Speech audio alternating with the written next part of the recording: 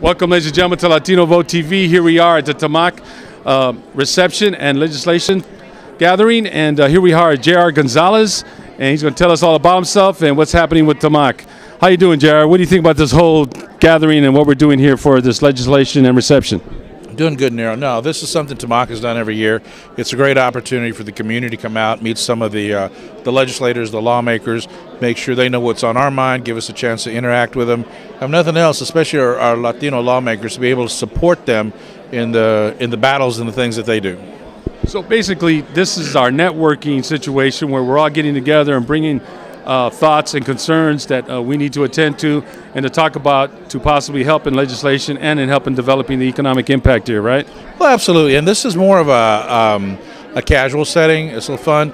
But as the legislative year starts and in between, jobs, access to capital, immigration issues, voting issues, all these things are on top of mind. So along with that, instead of approaching our legislators each time with a problem, it's kind of a welcome, a thank you. We want to acknowledge what you're doing, to thank you, and this is who we are. We are the business community. We're the Latino business community. We're TAMACC. We have a 37-year-old history. We've been instrumental in making and helping legislation pass. It's going to be good for business, good for Texas, and good for Latinos. That's fabulous, JR. Tell me about yourself and your organization, what's been going on, and give us some breaking news. Yeah, well, I don't know about breaking news, but of course, I'm still bouncing back and forth between Austin and Washington, D.C. I was the chairman of the board of the Austin Hispanic Chamber of Commerce. Then I became chairman of the board of this organization, TAMACC. Then I was chairman of the board of the United States Hispanic Chamber of Commerce, and then went on to become its president and CEO. So when I was in Washington, I still have my apartment up there. Come back, bounce back and forth, do stuff with Canada, a little with Mexico, and about twice a year I take groups of people to China, and that's a great opportunity. So I need to go on one of those trips with you to China. Love to have you, love to have you. I mean, like it or not, China's the future, but what I do is more of a global look. Absolutely. But as Tip O'Neill said, all politics are local, so I love Austin, Texas. I love to be home, but I also like the opportunity to travel, be around the world, having an impact. I mean, I feel very fortunate and very blessed in that I've actually stood on the Great Wall of China 10 times. That's fabulous. I've stood on the Great Wall of China. I've been on ancient ruins and Mayan pyramids in the Yucatan. I've been to Canada. I've traveled different parts of the world, have met heads of state all over, making an impact, delivering the message, and making sure that people realize that here in the U.S., the Latino population is alive, it's well, it's strong, and it's making a difference. So basically, you've been kind of playing business ambassador, if you will, throughout the world. And doing that, are you seeing that Texas is becoming like a strong entity along with California, being like the business hub? Because I understand Houston is really blowing up with the small businesses and the Latino, a whole business mecca there in Houston. Well, absolutely. And a recent survey just came out. Texas, for the third year in a row, has been ranked #1 as a place to do business. No kidding. Yes, it is. I mean, our brothers and sisters in California, bless their hearts, they're trying. Their cities are going bankrupt. Texas is where it's at. As far as population-wise, you think that's why Formula One came down here, because they knew that that's what's happening? Well, Formula One is a smart organization. They're going to go to where the money is. They're going to go where the infrastructure is and the support is. And so it's not by chance; it's by design. No, I don't. It's not by chance. It's definitely by design. And I think that the Formula One folks see a great opportunity here in Texas, and not only from a stability standpoint, a workforce standpoint, and an educated workforce that we have, especially here in Central Texas. So basically, everybody's coming here to Austin and into the state of Texas in droves for that very reason, correct? Let me just put it this way. I'm a fifth-generation Texan and proud of it. And in my book, Border Patrol should be along the northern borders and the eastern and western, Keep some of them Yankees out and keep some of them Californias. Stay over there. You got your own problems. No, I'm kidding.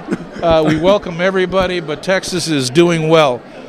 Somebody the other day made a comment, well, Texas is doing well because of your great governor. And I go, well, that's one thought. I think Texas is doing well is because the Latino workforce is producing and supplying, and we are the backbone of this state. I understand there's a lot of big things happening here in Austin, especially with the Latino workforce. And like I was mentioning about Houston, do you see big alliances coming with Houston and Austin working together on? Well, I mean, Houston, I believe, if I'm not mistaken, about 44% of their population is Latino already. They also have a large Asian population, African American, very, very eclectic, very diverse. You're talking about a city 3 times the size of Austin, right there on the coast. They have their issues. But the thing is, they are in Texas, and especially with the eastern coast over there and the oil refineries, and possibly with the Keystone Pipeline coming through, Gotcha. and all the other stuff, Right. and the oil booms that are going on in West. The fracking in it. Yeah, I mean, everything's happening. Texas is the center point. So as you look at it, I think that Texas is going to be key in making a difference in the recovery of this economy. And the fact that Texas is has such a large Hispanic population, just naturally Hispanics play an important role in getting this country back on its feet. Now, if you had to tell the young folks out there to get them to get out there and vote, what would you want to tell them to get back to that patriotic duty of voting? What do you think would stimulate them to come out and vote and support our voters, and support our politicians and support our American duty to vote? Well, I don't think I have any words of wisdom other than saying to the young people and anybody, why are you going to let somebody else make your decisions for you? So basically, get out there and vote if you want a decision. Out there, and if you're not part of the process, you're part of the problem. And if you don't get out there and vote, you have no room to complain. That's the way I look at it. And if the Latino community can only come together and make a difference, as it is, every politician, both major presidential candidates are courting the Latino community because they know that can sway the election. If we have that power to make or break presidents, we should use that. But at the same time, whether it be Democrat or Republican, do not take our vote for granted. Don't take my vote for granted. You want it, you're going to have to earn it. In other words, you got to stand behind what you're saying and implement what you're going to promise to do, and follow through on the commitments. Correct? As I say back home, Simon. Exactly. Well, listen. One last question.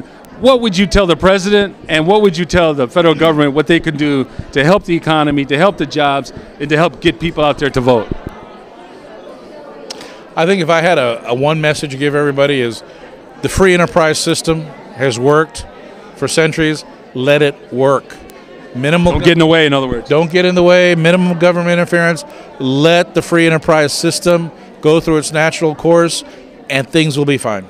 So from your experiences going out there in Europe, going out there in China, is that one of their pet beefs in regards to establishing businesses here in the United States, that there's too much governmental things in the way and whatnot? I'm not saying that's the way it affects them. I mean, you look at China. It's a communist country, right? But they do capitalism better than we do capitalism over there. All right. So they don't get in the way. They don't get in the way, or the government kind of gives business what it needs to be able to function. As the United States, and we have certain responsibilities to our populace. We want to make sure to our stockholders. To our stockholders, our population, whether it be in the form of a health care program or whatever the case may be. But my biggest concern in America today is that our elected leaders, are playing partisan politics first and not doing what's best for the country. That's exactly what Gonzales said. If they can just set that aside and do what's best for the country, for everybody, it has to be America first, right, not one party over the other. And that's what's been getting in the way quite a bit. Absolutely. I agree with you 100%. Well, you heard that, President. We got to get the politics out the way and take care of business. Absolutely. Well, thank you so much, JR. You've been marvelous. Thank you again. We look forward to seeing you again and talking more. And thanks for inviting us here. And any last words for TAMACC? TAMACC, 37-year-old organization, standing proud. We have a convention in August. We're going to be there. Hope it's in San Antonio. Hope to see you there. Absolutely. You heard that, folks. We'll be at the convention in August. And thank you again, JR, for inviting us here. And we had a great time. Thank you so much. Thank you. Thank you.